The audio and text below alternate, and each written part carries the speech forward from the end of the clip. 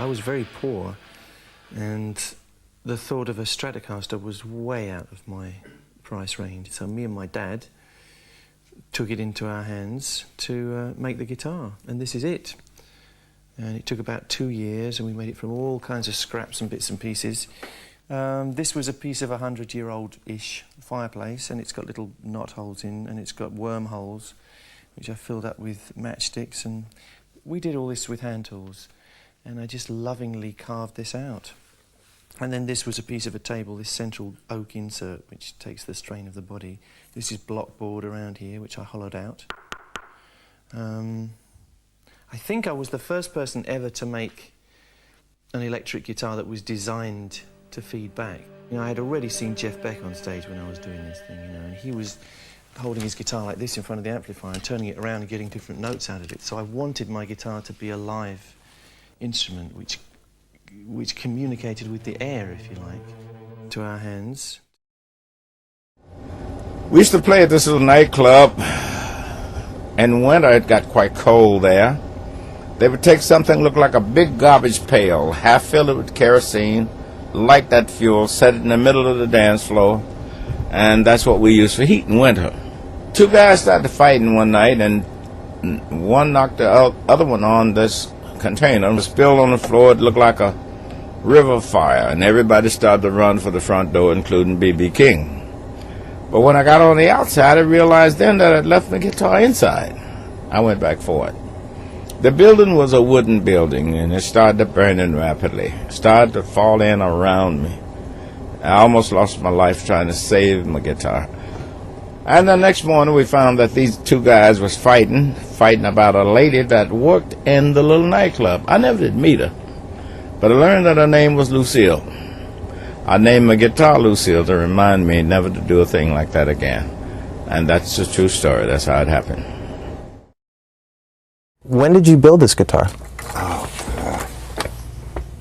74, I think? Something like that. Oh, I was looking to, if you notice in old pictures, it had a Gibson sticker on it. Yeah, I've seen those pictures. And I don't know where I got that sticker, but that was the perfect thing, because what I was trying to do was cross-pollinate a Gibson with a Fender, because I loved the vibrato bar. And this was way before Floyd. Oh, yeah. Yeah. You know, at the time, nobody built their own guitars. What made you want? I didn't have the money, and the guitar that I wanted to play did not exist. It was that simple. Right. Yeah. It was actually Boogie Bodies who supplied Chevelle with the body and the neck. And I go out there, they were out, San Dimas way. I'll never forget, there's a body laying at the bottom. I'm going, what are these? And I go, oh, those are seconds. And I didn't know what that meant. They were raw, unfinished, just stacked up? It's just a piece of wood, but they called them seconds. I'm going, oh, so that means they're next in line to be manufactured. No, that means they got a knot in the wood. Cosmetically, they were not attractive. I'm going, well, I'll take one of those, because I don't care if it's got a knot in it, Right. And the body cost me $50, and the neck cost me $8. Well, the Black Strat's one that I bought, I think, in 1970 in Manny's in New York. I think it was after we'd been in New Orleans and all our gear got stolen, and we got most of it back, but the guitars we hadn't, so I had to get another guitar. So I went there, bought that one, and it's been with me ever since. It's probably been on more Pink Floyd tracks than any other guitar. The neck's changed a few times as I used it as a sort of test bed for all sorts of things. It's on Money. It's on Comfortably Numb. It's the solos on Comfortably Numb. It's on Shine On You Crazy Diamond. The 4-note bit at the beginning of Shine On, the daddy-ding thing, fell out of that guitar one day. And it's been on my last couple of solo albums. So it's done the course. Hey folks, Steve Vai here, and I wanted to tell you about this guitar. This is my Ibanez Gem Evo guitar, and I designed this guitar with Ibanez about 25 years ago to fit some of the idiosyncrasies of my playing.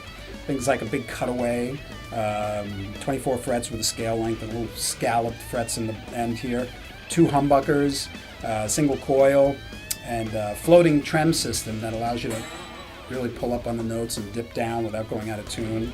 It's got the original Edge tremolo system on it. I like very, very thin necks, and it's got a rosewood fretboard.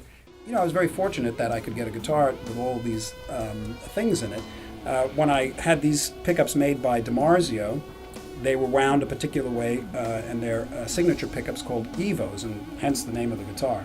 And this particular guitar I've been using for many years. It's just kind of like, you know, you imbibe a guitar with a personality, and you know, it's kind of like a friend. You know, it's kind of like somebody you can tell your secrets to or something.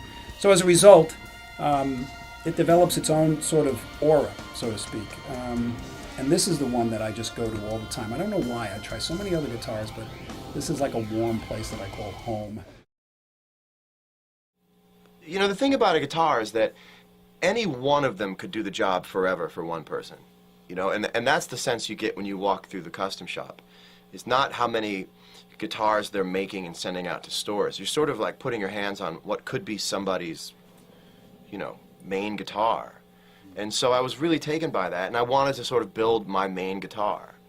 And so I drove down to Corona, California for a couple days. First day I went down, I walked through and met with all the master builders, and in particular John Cruz, who had worked on the SRV tribute guitar. And I remember picking up the prototype that he had on the wall. And he said, well, I've got some other necks here.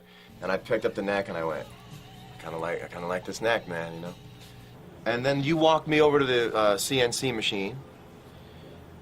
I picked out a piece of wood and knocked on it like I had any idea what that does.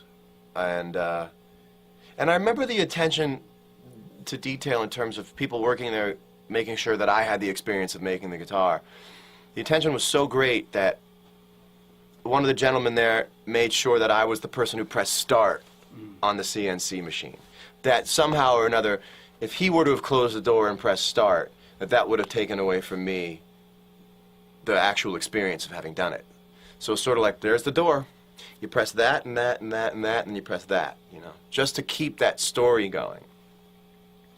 And I did walk through with the guitar, and you were nice enough to make sure that I at least got a second of every little process, whether it was contouring the body or, you know, sanding the contours that you made out of the machines. And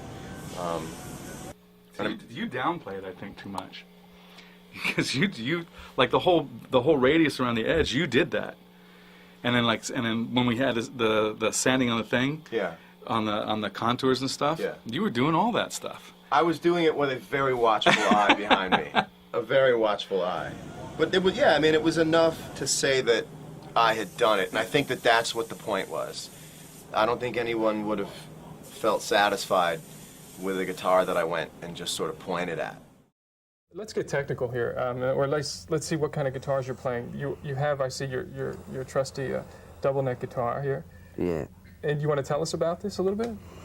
Or when did you get about it, and when did you get it? And well, all those it was just, we recorded Stairway to Heaven, and because there was like so many guitars on it, the Guitar Army, as they used to tease me about in the band, but because of that, it needed at least, you know, it needed more texture than just one guitar, and the double neck seemed a perfect, well, a perfect compromise really on it, you know.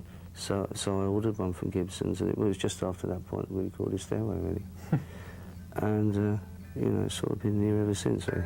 Yeah, this is one of the guitars I'm sure you'll never get rid of. I hope not, no. I hope it doesn't get stolen over here. No, knock on wood. Yeah. When I was in my, you know, first stages of learning how to play, there was this live Aerosmith record called Live Bootleg. Oh yeah, one of the best live records ever. I love that record, man. And in the fold out, this is back when they had vinyl, right? In the fold out, there was a couple pictures of Joe with this tobacco sunburst Les Paul, So instead of the regular sort of red, yellow, cherry thing, it was more of a black to brown, sort of a puke yellow kind of deal. And I thought that was the coolest, you know, in my sort of discovering Les Paul period, that was the coolest guitar I'd ever seen. So years and years later, I was in Japan and I got this phone call saying that there's some guy trying to sell this guitar that I might be interested in. And it was a tobacco, 59 tobacco Les Paul.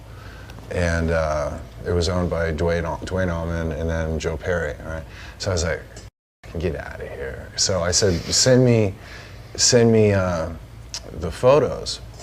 And we were on tour in Japan, so when I got back to LA, I went to my apartment and there was this envelope, you know, from whoever, I don't know who it was. I just opened it up sort of nonchalantly, and out came these you know, well, you got 3x5s of this guitar, and you recognize the guitar because it had, like, this was worn off right here, and then there was a scratch underneath the pickguard right here, and a scratch right here, and a couple recognizable things from hours of studying these pictures. I knew exactly what this guitar looked like.